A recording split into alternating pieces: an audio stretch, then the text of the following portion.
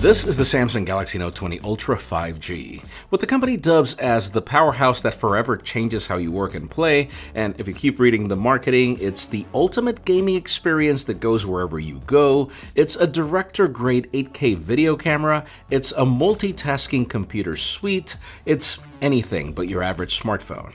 I know, gotta love a bold sales pitch, but I want to focus on that last particular premise. I've been a Galaxy Note user since version 2, mainly because this is that one phone that's hard to compare against any other. This is that one lineup that's famous for doing more, and also infamous for always adopting some polarizing means to get there. I mean, did we really need this phone to go ultra in features and price? I'm Jaime Rivera with Pocket Now, and join us for our full review sponsored by Subcase. Stick around to learn how you can win a Galaxy Note 20 Ultra of your own, as the giveaway is almost over.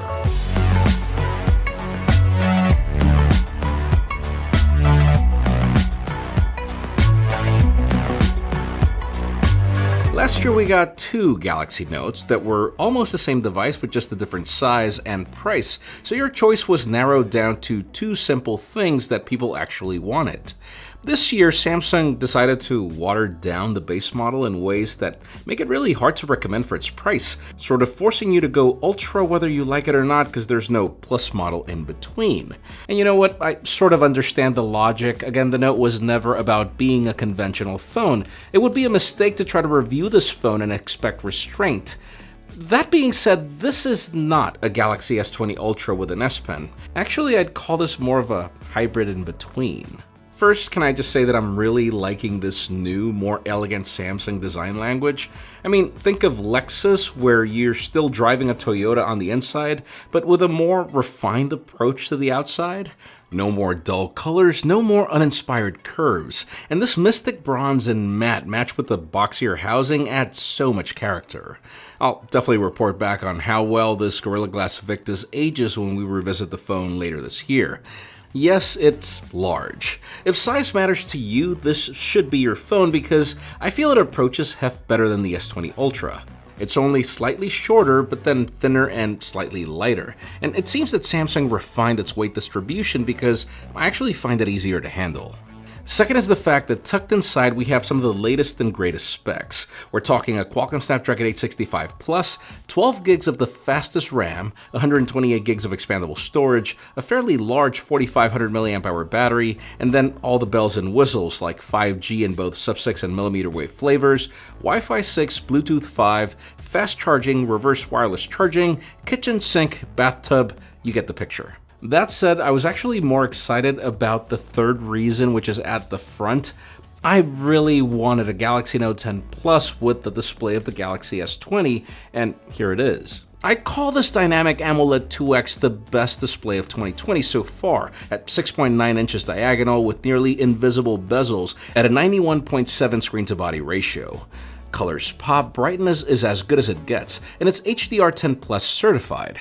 It's also got the trick that I wanted most, which is 120Hz refresh rate so long as you remain at the default 1080p settings. Match this with a deeper, more hollow pair of dual-firing speakers, and content consumption is fantastic. It's just not supported by the browser, which means that... So sure, there's not that much difference when compared to the Galaxy S20 Ultra, until you consider reason number 4, which is the Wacom digitizer that powers the S Pen. This is one of those features that you don't really need, but once you give it a try, it's going to be really hard for you to go back. You actually want this phone to run at 120Hz to take advantage of less latency in detection, and that feel as if you're writing with a Sharpie on paper is still here. I've signed every single document I've received for the past 6 years with Write-On PDF, which now got baked into Samsung Notes. Its close integration with Microsoft Office means that this is my tool for highlighting and doodling thoughts on Microsoft OneNote. It's even allowed me to handwrite in every Excel spreadsheet or Word document that I've used. Guys, you could even control your PowerPoint presentation with the S Pen as a clicker, and sure, there are some new air gestures that allow you to fully control this phone remotely, though I tried it once and I'll admit I didn't really care. The implementation is not necessarily the best. Sure, there are some features that are gimmicks, but trust me, the new updates to Samsung Notes are not. See, it now syncs across devices and even matches your voice notes as you were typing notes or doodling them.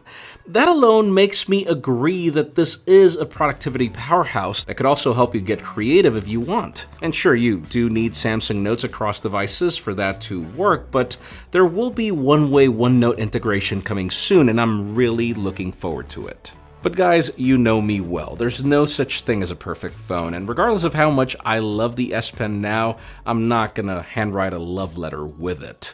There are things that I'm mixed about with this phone, and let me begin with the most important one. You know it was coming. Let's discuss this huge camera hump.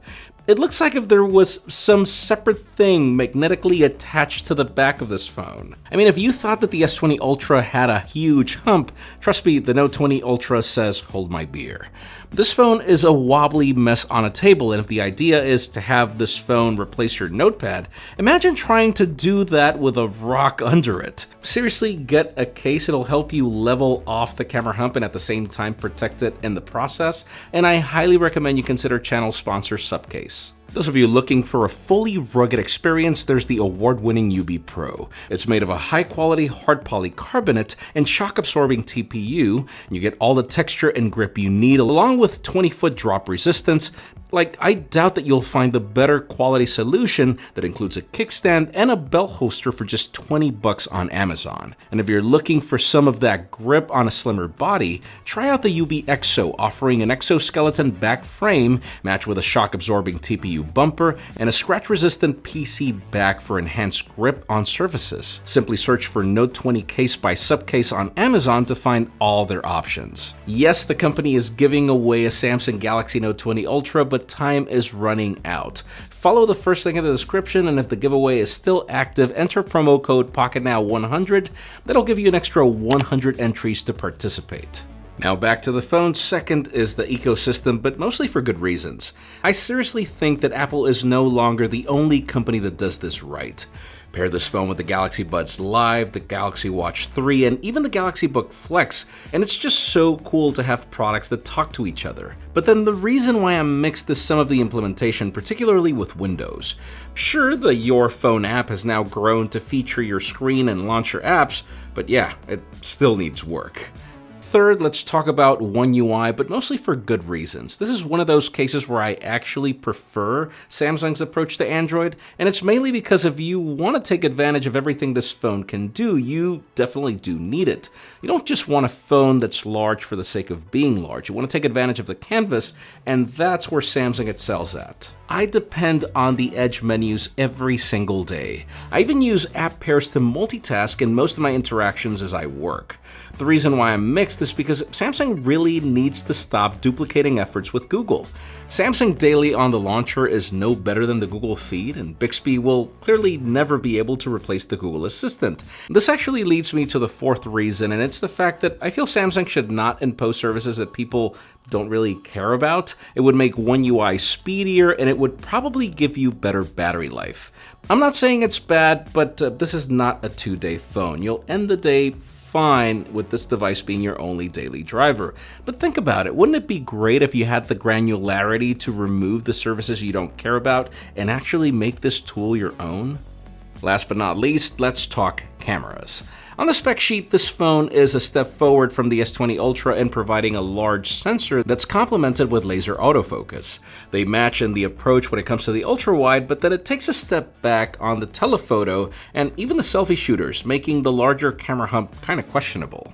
That being said, I have to say I do love these photos. Having a larger sensor doesn't just mean more light, but sharper focus, which matched with laser assistance means some really crisp and natural bokeh. And sure, even if live focus is still here, you kind of don't need it anymore. I'd call these some of the sharpest photos I've seen, with some crazy good dynamic range and the subtle color science that Samsung adopted 2 generations ago. And yes, you have the versatility of an ultra-wide, which offers very little distortion. And man, this telephoto, I mean, these shots are very well balanced and perfectly useful up to 10x. Just forget about the 50x or anything in between and you'll be fine. Night mode is also supported on all lenses, even up to the selfie camera. And sure, this is no astrophotography monster like the Pixel, but it gets pretty darn close. If anything, I wish we got the S20 Ultra selfie shooter, which was also massive. This one produces good Samsung results in both day and night, but the king in this department continues to be the S20 Ultra. And then if you keep reading the marketing, Samsung calls this an 8K director-grade video camera, and some of it shows.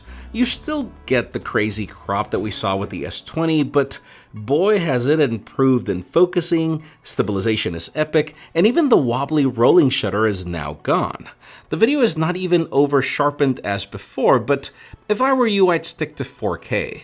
Stabilization is good enough, you get the option for a more cinematic 21:9, and then you can switch between cameras. The 5x video is crazy sharp.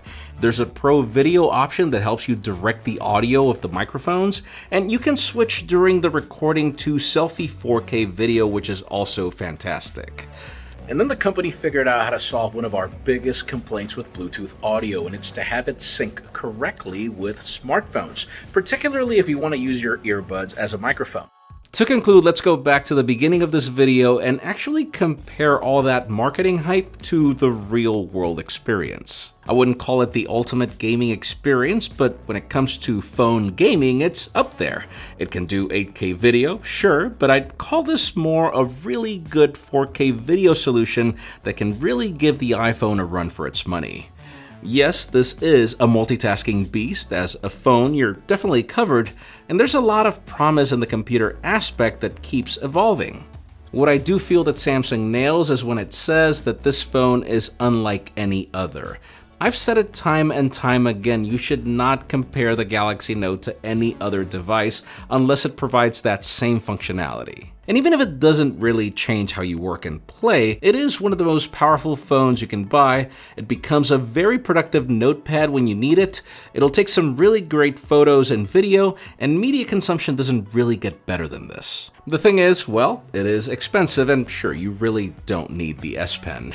I even wish the company considered offering a Galaxy Note 20 Plus, something in between the Note 20 and not force you to get the Ultra, give you an option without this camera hump. I even wish they would have considered giving us the Galaxy Note 10 Plus with 120Hz and just called it a day. For any die-hard Galaxy Note user, I have no problem in recommending this device. It's definitely my daily driver going forward, because once you try the Note, it's really hard to go back. That said, if you've gotten this far in this video and you're still asking yourself if you need the S Pen, then let me make this easy for you. This is not your phone. Grab the Galaxy S20 Plus or even the Note 10 Plus from last year, and trust me, you'll be fine. If we're honest, the Galaxy Note 20 Ultra is for the rest of us, the fans. Those of us that value the importance of having almost everything on a single phone, even if we don't really need some of its functionality all the time. Let us know what you think about the Galaxy Note 20 Ultra in the comments down below, and while you're at it, follow us on social media and subscribe to our channel for more videos like this one. Also follow me on my personal handles to see me go back to my roots with this phone. Please give this video a thumbs up if you like what you saw. I'm Jaime Rivera, thanks so much for watching. We'll see you on the next one.